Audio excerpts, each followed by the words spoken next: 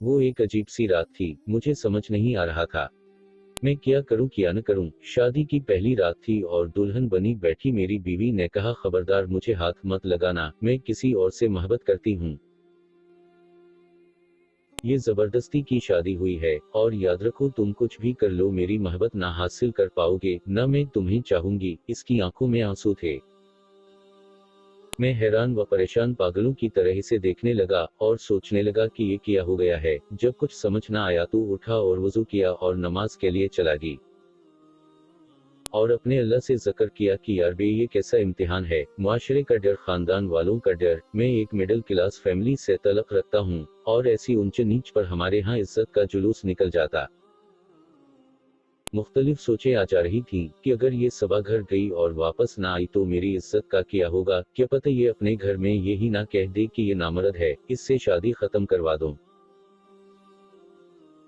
मैंने इससे बात करना चाही मगर दिल नहीं माना मेरा कि मैं इसकी मिन्नत करूं। मैं सो गया। अगर इसे किसी और से मोहब्बत थी तो निकाह के लिए हाँ ही ना करता, या मुझे ही बता देती, मैं इससे रिश्ता खत्म कर देता, मेरी जिंदगी खराब तो ना होती। मैं शादी पर सारी जुमा पूंजी लगा चुका था। सुबह वो अपने घर चली गई, कोई बात नहीं हुई। 3 दिन तक कोई हलचल नहीं हुई।